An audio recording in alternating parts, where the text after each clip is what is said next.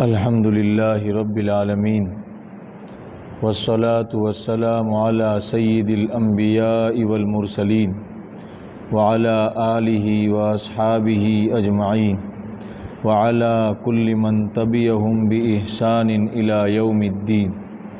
اعوذ باللہ من الشیطان الرجیم، بسم اللہ الرحمن الرحیم۔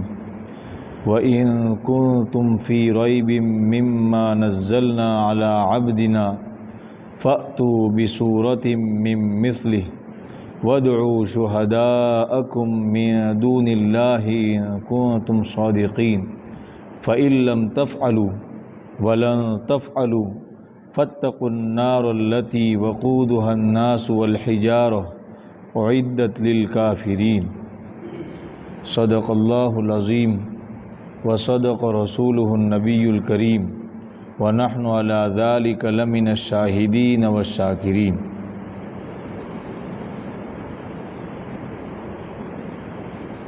پچھلے ہفتے ذکر کیا گیا تھا کہ اللہ تعالیٰ نے تین لوگوں کا ذکر کرنے کے بعد متقین کا، کافرین کا اور منافقین کا ذکر کرنے کے بعد اللہ تعالیٰ نے ساری دنیا کے انسانوں کو خطاب کرتے ہوئے یہ کہا کہ لوگوں، عبادت کرو اپنے رب کی، جس رب نے تم کو پیدا کیا ہے اور تمہارے باپ دادا کو بھی پیدا کیا ہے۔ عبادت کرو گے تو کیا ہوگا؟ لعلکم تتقون، تمہیں تقوی ملے گا۔ اور وہی رب ہیں جس نے اس تمہاری پوری کائنات کو اور اس کائنات میں جو کچھ ہے، زمین ہے، آسمان ہیں، سورج ہیں، چاند ہیں، ستارے ہیں، پھل ہیں، پانی ہیں، ان سب کو اسی اللہ نے بنایا ہے۔ رزقاً لکم، تم کو روزی دینے کے لیے یہ ساری چیزیں اللہ نے بنائی ہیں۔ تو جب تم بھی اللہ کے بنائے ہوئے ہو، تم جس دنیا میں رہتے ہو، جس کائنات میں رہتے ہو، وہ کائنات بھی اللہ نے بنائی ہے، تو تمہارا کام کیا ہے؟ ایک تو کام کیا ہے؟ اعبدوا ربکم، کہ تمہیں عبادت اسی رب کی کرنی چاہیے۔ اگر کوئی اور تمہیں کھلاتا اور پلاتا تو ٹھیک ہے، یہ بات صحیح تھی کہ تم کسی اور کی عبادت کرتے، لیکن جب تمہیں اللہ کھلاتا اور پلاتا ہے، اللہ نے تمہیں پیدا کیا ہے، کائنات کو اللہ نے وجود دیا ہے، تو تمہیں عبادت بھی تو اللہ کی کرنی چاہیے۔ اور نمبر دو، عبادت بھی کیسی؟ پیور عبادت کرو، ملاوٹ والی نہیں۔ کوئی اور اس عبادت میں بھاگیدار ہو، ایسی عبادت نہیں۔ فَلَا تَجْعَلُوا لِلَّهِ اندادا، اللہ کے ساتھ کسی اور کو بھاگیدار اور پارٹنر مت بناؤ کہ ٹھیک ہے اللہ روزی دیتا ہے تو پھلا دیوی اور دیوتا بھی روزی دیتے ہیں، نہیں۔ ٹھیک ہے اللہ اولاد دیتا ہے تو پھلا دیوی اور دیوتا بھی اولاد دیتے ہیں۔ اللہ گنیان اور علم اور نالج دیتے ہیں تو پھلا دیوی اور دیوتا بھی گنیان اور علم دیتے ہیں۔ اس طرح اللہ کے ساتھ کسی اور کو پارٹنر مت بناؤ۔ فَلَا تَجْعَلُوا لِلَّهِ اندادا، اللہ کے ساتھ کسی اور کو شریک مت کرو۔ یہی بھول ہو رہی ہے نا ساری دنیا سے۔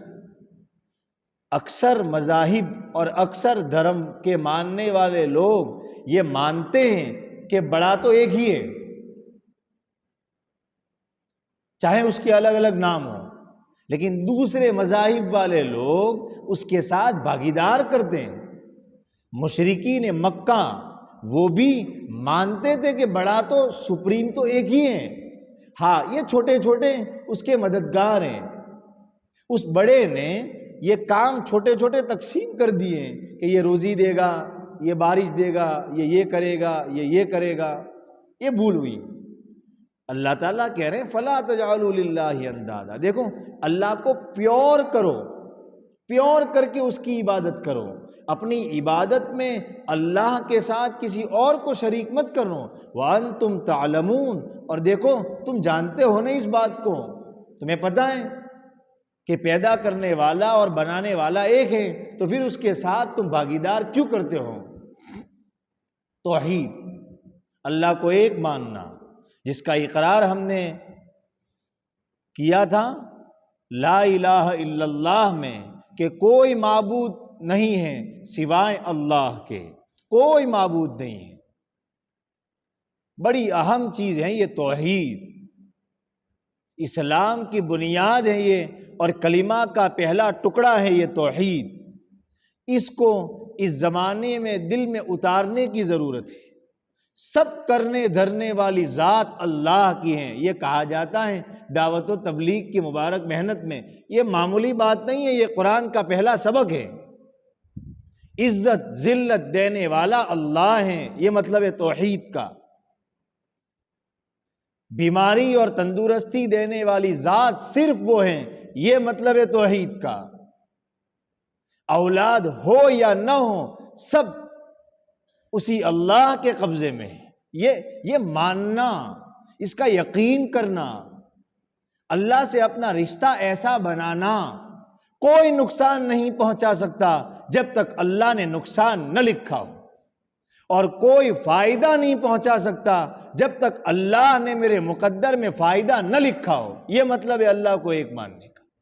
اللہ تعالیٰ، اللہ کے نبی علیہ السلام نے ایک صحابی سے کہا تھا احفظ اللہ یحفظک تجدہ تجاہک، اور پھر اللہ کے نبی علیہ السلام نے اسی چھوٹے بچے سے، انہی صحابی سے فرمایا تھا وَلَوِ اجْتَمَعَتِ الْأُمَّةُ عَلَىٰ أَن يَضُرُّوكَ لَمْ يَضُرُّوكَ إِلَّا بِشَيْءٍ قَدْ كَتَبَ اللَّهُ لَكَ۔ اس طرح کے الفاظ حدیث میں ہیں کہ میرے بیٹے، اگر ساری امت اتفاق کر لے اس بات پر کہ وہ تجھے نقصان پہنچانا چاہیں اور اللہ نہ چاہیں تو وہ تجھے نقصان نہیں پہنچا سکتی۔ کیا ہمارا یہ یقین ہے؟ میں ماننے کو تیار نہیں ہوں کہ میرا ایسا یقین ہے۔ اور فرمایا اگر ساری دنیا کے انسان تل جائیں، ڈٹ جائیں اس بات پر کہ تجھے نفع پہنچائیں، تجھے فائدہ پہنچائیں، تو تجھے فائدہ نہیں پہنچائیں گے مگر اتنا پہنچائیں گے جتنا تیرے مقدر میں لکھا ہے۔ یہ یقین نہیں ہے، اسی لیے فلاں اور فلاں سے ہمیں ڈر لگ رہا ہے، اسی لیے فلاں اور فلاں سے ہمیں امیدیں ہیں۔ اللہ کی ذات کے علاوہ کسی سے امید رکھنا یہ توحید اعلیٰ درجے کی نہیں ہے، اور اللہ کی ذات کے علاوہ کسی اور کا ڈر رکھنا یہ توحید بھی اعلیٰ درجے کی نہیں ہے۔ اعلیٰ درجے کی اور پیور توحید یہ ہے کہ ساری امیدوں کا مرکز اللہ ہو اور سارا ڈر صرف اللہ سے ہو۔ کوئی نقصان نہیں پہنچا سکتا جب تک اللہ پرمیشن نہ دے، اور کوئی فائدہ نہیں پہنچا سکتا جب تک اللہ پرمیشن نہ دے۔ میرے دل میں تو کتنے بت بیٹھے ہوئے ہیں جن سے مجھے امیدیں ہیں، اور میرے دل میں کتنے بت بیٹھے ہوئے ہیں جن سے میں روزانہ ڈرتا ہوں۔ ایمان والا خوف زدہ نہیں ہو سکتا۔ یہ سبق ہے قرآن کا یا ایھا الناس کے ذریعے سے جو اللہ نے دیا ہے۔ عبادت کی پہلی کڑی توحید ہے۔ صحابہ کرام، چھوٹے سے صحابہ، ہاتھ میں پوری تلوار بھی نہیں، ٹوٹی ہوئی تلوار ہیں، اور کس کو للکار رہے؟ رستم جیسے سپر پاور طاقت کو للکار رہے۔ اور رستم کا بادشاہ ٹیک لگا کر، گاؤں تکیے لگا کر فرش پر بیٹھا ہوا ہے، کرسی لگا کر، وہ شاہانہ جو طور و طریق ہوتے ہیں اس میں۔ اور یہ ناٹے قد کے صحابی حضرت ربی ابن عامر رضی اللہ تعالیٰ عنہ دربار میں پہنچتے ہیں، گیٹ کیپر روکتا ہے، اب کہاں جا رہے ہیں؟ لیکن ان کو کیا پڑی تھی کسی بڑے سے بڑے آدمی کی؟ انہوں نے اللہ کو بڑا مان لیا تھا۔ انہوں نے کہا آیا نہیں ہوں، بلایا گیا ہوں، یہ جواب تھا ان کا۔ سپر پاور طاقت کے دربار میں گئے، اور پھر گئے، اور جو مخمل بچھایا ہوا تھا اس کو چیرتے ہوئے گئے، اور اپنے کھچر کو باندھ دیا اسی کے پاس جا کر۔ یہ میں بتانا چاہتا ہوں اس بات کو کہ جس کے دل میں اللہ اتر جاتا ہے اس کے دل سے سب نکل جاتا ہے، اور یہ کیفیت اور یہ صفت ہمیں پیدا کرنی پڑے گی۔ یا ایھا الناس اعبدوا ربکم، ہمارا سب سے زیادہ گہرا رشتہ اللہ سے ہونا چاہیے، یہ ضروری ہے ہم پر۔ پھیکا پھیکا رشتہ نہیں، محبت کا، خوف کا، امیدوں کا، ہر طرح کا رشتہ ہمیں اپنے پیدا کرنے والے سے ہونا چاہیے۔ یہ قرآن کا یہ پہلا دنیا کے تمام انسانوں سے قرآن کا مطالبہ ہے۔ صرف ایک رب جو تمہیں پالتا ہے اور اس پوری دنیا کو چلاتا ہے، تمہیں بھکتی اور عبادت اسی اللہ کی کرنی ہے۔ اور پھر اس کے بعد قرآن نے کہا دوسرے نمبر کی چیز ہے رسالت، یہ ماننا کہ اس اللہ نے کچھ اپنے خاص بندوں کو چن کر کے بھیجا ہے تاکہ وہ ہم انسانوں کو صحیح راستہ دکھائیں، یہ ماننا جس کو ہم رسالت کہتے ہیں، اور جن خاص بندوں کو ہم نبی کہتے ہیں، رسول کہتے ہیں، یہ ماننا بھی فرض ہے، فرض۔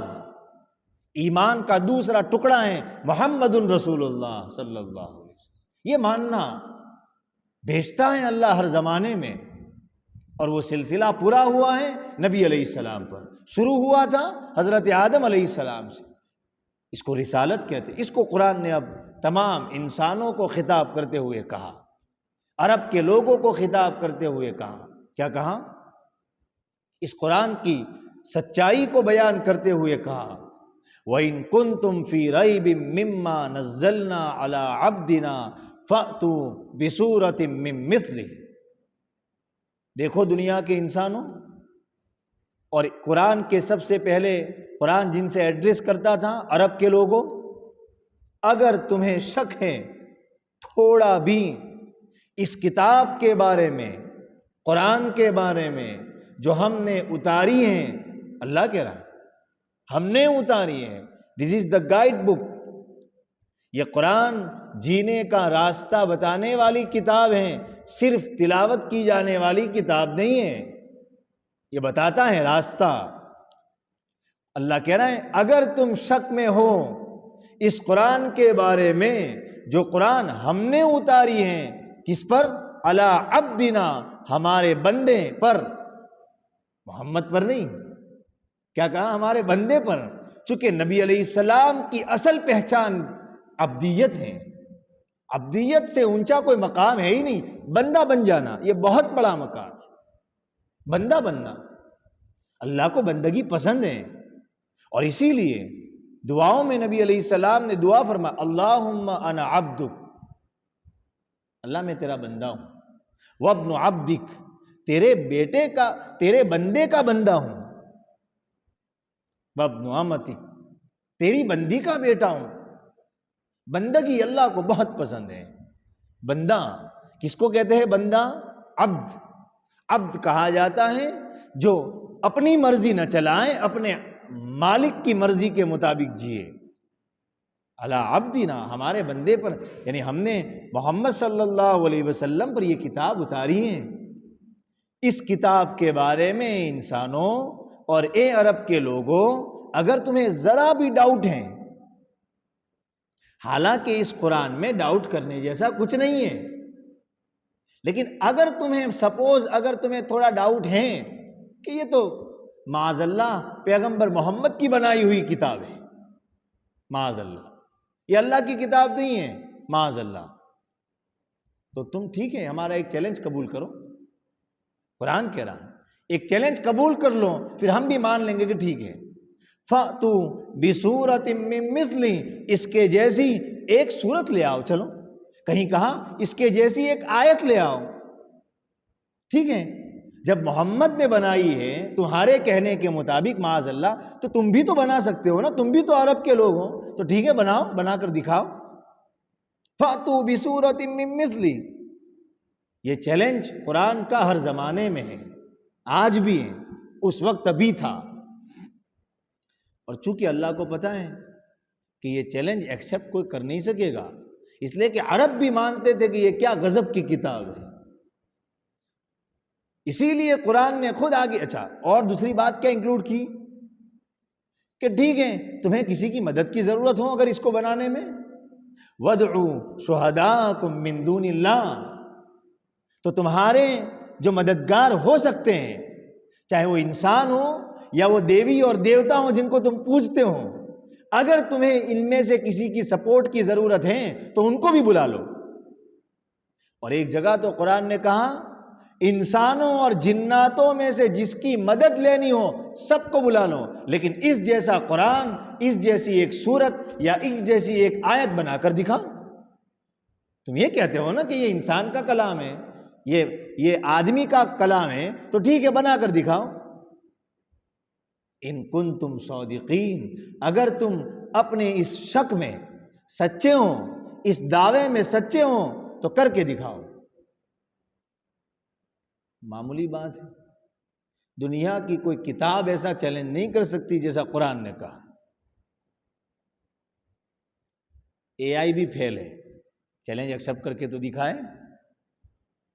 ان کنتم صادقین، اور چونکہ اللہ کو پتہ ہے کہاں خالق اور کہاں مخلوق، فَإِن لَمْ تَفْعَلُوا، اگر تم نہ کر سکو، وَلَن تَفْعَلُوا، اور ہرگز نہیں کر سکو گے، اللہ کو پتہ ہے نہیں کر سکو گے تم، تو پھر مان لو نا کہ یہ اللہ کا کلام ہے، اس میں جو کہا گیا ہے اس کو مان لو نا، اور جہنم سے بچ جاؤ۔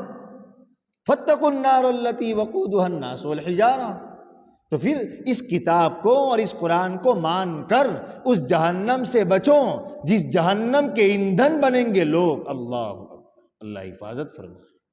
ایندھن لوگوں کو جلایا جائے گا آگ کے لیے، اور پتھر، یہ جن پتھروں کی تم عبادت کرتے ہو ان پتھروں کو بھی جہنم میں ڈالا جائے گا تاکہ تمہیں عبرت ہو کہ یہ ہمارے معبود تھے، ان کی ہم عبادت کرتے تھے، یہ ہمارے ساتھ جل رہے ہیں۔ اعدت للکافرین، یہ جہنم تیار کی گئی ہے اللہ کو نہ ماننے والوں کے لیے۔ میں نے کہا تھا باپ سب برداشت کرے گا، یہ برداشت نہیں کرے گا کہ بیٹا اس کو چھوڑ کر کسی اور کو باپ کہے۔ اسی لیے کفر کی معافی نہیں ہے، شرک کی معافی نہیں ہے۔ یہ اللہ تعالیٰ نے رسالت کو ثابت کیا کہ جب پیغمبر محمد صلی اللہ علیہ وسلم، جنہوں نے کسی مدرسے میں نہیں پڑھا، کسی کے پاس نہیں پڑھا، جب وہ ایسا قرآن پڑھ کر سناتے ہیں جو قرآن تم نہیں بیان کر سکتے ہو، تو پھر اس کا مطلب یہ ہوا کہ یہ قرآن اللہ کا کلام ہے اور محمد اللہ کے رسول ہیں۔ وَإِن كُنتُمْ فِي رَيْبٍ مِّمَّا نَزَّلْنَا عَلَىٰ عَبْدِنَا فَأْتُوا بِسُورَةٍ مِّن مِّثْلِهِ، عجیب چیلنج ہے قرآن کا، اور نہ اس زمانے میں کسی نے اس کو ایکسیپٹ کیا، نہ اس ایڈوانس دور میں کوئی ایکسیپٹ کر رہا ہے۔ اس کا مطلب یہ اللہ کا کلام ہے، کوئی شک نہیں۔ ذالک الکتاب لا ریب فیہ، قرآن نے کہہ دیا تم نہیں کر سکو گے۔ اب آگے جو ماننے والے ہیں اس قرآن کو، جو ماننے والے ہیں اللہ کو، جو ماننے والے ہیں پیغمبر محمد صلی اللہ علیہ وسلم اور تمام نبیوں کو، ان سے قرآن کہہ رہا ہے، کیا کہہ رہا ہے؟ وَبَشِّرِ الَّذِينَ آمَنُوا، اے پیغمبر محمد ان ایمان والوں کو خوشخبری دے دو، ایمان والوں کو جنہوں نے اپنے رب کو پہچانا ہے، ایمان والوں کو، اور خالی ایمان لائے نہیں، وَعَمِلُوا الصَّالِحَاتِ، اچھے اچھے کام کیے، اس لیے کہ صرف ایمان قبول کر لینا تو کافی نہیں ہے نا۔ اگر نیک اعمال نہیں ہوں گے، صرف ایمان ہوگا، تو یہ بات بھی ہے کہ کبھی نہ کبھی وہ جہنم سے نکل کر جنت میں جائے گا ایمان کی برکت سے، لیکن اچھا انعام پانے کے لیے تو ایمان اور عمل صالح، یہ دو چیزیں شرط ہیں۔ اول وہلے میں جنت میں جانے کے لیے، ڈائریکٹ جنت میں جانے کے، ایمان اور عمل صالحہ، عمل صالح، نیک عمل، یہ قرآن میں بار بار آیا ہے یہ لفظ۔ کس کو کہتے ہیں؟ نمبر 1 اللہ کا حکم ہو، نمبر 2 طریقہ اللہ کے نبی علیہ السلام کا ہو، نمبر 3 اس عمل سے تمنا اللہ کی رضا کی ہو، کوئی اور دنیاوی مقصد نہ ہو۔ یہ 3 کنڈیشن ہوگی تو بنے گا وہ کام نیک کام۔ اللہ کا حکم ہو، اللہ کے نبی علیہ السلام کا طریقہ ہو، اور مقصد اللہ کو راضی کرنا ہو۔ اگر اللہ کا حکم نہیں ہے یہ نیک عمل نہیں ہے، چاہے وہ کتنا ہی اچھا دکھے۔ جیسے عید کے دن اگر کوئی روزہ رکھے، عید کے دن کوئی صوفی صاحب ہو لیکن ہم تو روزہ رکھیں گے، تو یہ اللہ کا حکم نہیں ہے۔ روزہ اچھی چیز ہے لیکن چونکہ اللہ کا حکم نہیں ہے تو یہ نیک عمل نہیں ہے، گناہ ہوگا۔ طریقہ اللہ کے نبی علیہ السلام کا ہو. اگر اللہ کا حکم ہے طریقہ اللہ کے نبی علیہ السلام کا نہیں ہے تو یہ نیک عمل نہیں ہے. نمبر 3، چلو مان لیا اللہ کا حکم ہے، مان لیا طریقہ نبی علیہ السلام کا ہے، لیکن دکھاوا مقصود ہے، شہرت مقصود ہے، اللہ کو راضی کرنا مقصد نہیں ہے، یہ بھی نیک عمل نہیں ہے. نیک عمل بننے کے لیے شرط ہے یہ تینوں چیزیں. اور نیک عمل کا جب لفظ بولا جائے تو ہماری مینٹلٹی یہ نہ ہو کہ صرف نماز، روزہ، زکوٰۃ اور حج اور داڑھی اور ٹوپی اور کرتا. یہ تو ہے ہی. ان چیزوں کے ساتھ ساتھ نیک عمل یہ بھی ہیں آپس میں ایک ہو کر رہنا، آپس میں نہ لڑنا، آپس میں نہ جھگڑنا. یہ نیک عمل ہیں. اتفاق کر کے رہنا، ایک دوسرے کی مدد کرنا، یہ نیک عمل ہے. پیار اور محبت سے رہنا، یہ نیک عمل ہے. بیوی بچوں کے ساتھ مسکرا کر ملنا، یہ نیک عمل ہے. اپنے دل میں کسی کی دشمنی نہ رکھنا، یہ نیک عمل ہے. تواضع پیدا کرنا، عاجزی پیدا کرنا، اللہ پر بھروسہ کرنا، یہ نیک عمل ہے. وَعَمِلُوا الصَّالِحَاتِ، یہ پورا نیک اعمال ہے پورا. تو کیا ہوگا؟ ان لہم جنات تجری من تحتها الانہار، ان کو باغات ملیں گے، باغیچے ملیں گے جس کے دامن سے نہریں بہتی ہوگی. اور جب کبھی ان کو کھانے کے لیے پھل دیا جائے گا جنت میں، اللہ ہمیں ان میں سے بنائے، ہماری نسلوں کو ان میں سے بنائے. جب کبھی جنت میں ان کو کھانے کے لیے پھل دیے جائیں گے، قولوا، تو جنت والے کہیں گے ھذا الذی رزقنا من قبل، ارے یہ تو وہ ہے جو ہمیں پہلے ملا تھا. اس کا مطلب یہ ہے کہ دنیا میں جو پھل ملے تھے اور جنت میں جو پھل ہوں گے ان کی شکل ایک جیسی ہوگی، لیکن ٹیسٹ نیکسٹ لیول کا ہوگا جس کا ہم اندازہ بھی نہیں کر سکتے. یہ مطلب اس لیے وہ کہیں گے کہ یہ تو دنیا میں ملا تھا ہم کو، لیکن جب کھائیں گے تو اس کا ٹیسٹ اور اس کا ذائقہ بالکل الگ ہوگا. وَأُتُوا بِهِ مُتَشَابِهًا، دکھنے میں ایک جیسا ہوگا. وَلَهُمْ فِيهَا، جنت کی نعمتیں، اور ان کے لیے اس میں لائف پارٹنر نہ ہو تو زندگی کیا کام کی. حضرت آدم علیہ السلام کو بھی تنہائی محسوس ہوئی، تو اس لیے اللہ تعالیٰ نے اس کا بھی ذکر کیا. یہ بھی نعمت ہے ان کے لیے، اس میں پاک بیویاں ہوگی. پاک کہاں؟ کیا مطلب؟ ظاہر میں بھی پاک ہوگی. ان کو کوئی، جس طریقے سے دنیا کے انسانوں کو استنجے کی ضرورت ہے اور اپنی ناپاکی کو باہر نکالنے کی ضرورت ہے اللہ کی حکمت کے تحت، ایسا کچھ نظام وہاں نہیں ہوگا ان کے لیے. سب کے لیے پاک بیویاں، اور عیبوں سے بھی، کیریکٹر کے اعتبار سے بھی وہ پاک صاف ہوگی، وفادار ہوگی ہر اعتبار سے. وَهُمْ فِيهَا خَالِدُونَ، اور وہ اس میں ہمیشہ رہیں گے. یہ ہے اصل چیز. یا یہ بھی ہے اصل چیز. دنیا میں جو نعمتیں ملتی ہیں وہ ٹائمپریری ہوتی ہے. یا تو نعمت کا استعمال کرنے والا انسان چلا جاتا ہے یا نعمت چلی جاتی ہے. جنت میں نہ نعمت کا استعمال کرنے والا جائے گا نہ نعمت جائے گی، سب پرمیننٹ ہے. وَهُمْ فِيهَا خَالِدُونَ، اور وہ اس میں ہمیشہ رہیں گے. اللہ تعالیٰ ہمیں شک کرنے والوں میں سے نہ بنائے، اور اللہ تعالیٰ ہمیں یقین کرنے والوں میں سے بنائے، تاکہ ہمیں بھی اور ہماری اولادوں کو بھی یہ نعمتیں ہوں جو اللہ نے کہا. اور ہمیں جنت کا شوق ہونا چاہیے، جنت کے لیے تڑپنا، جنت کے لیے کبھی کبھی آنسو بہانا، یہ ہمارا مزاج ہونا چاہیے، جیسا کہ اللہ تعالیٰ نے یہاں جنت کے بارے میں کچھ چیزیں بیان کی. وصلی اللہ علی النبی.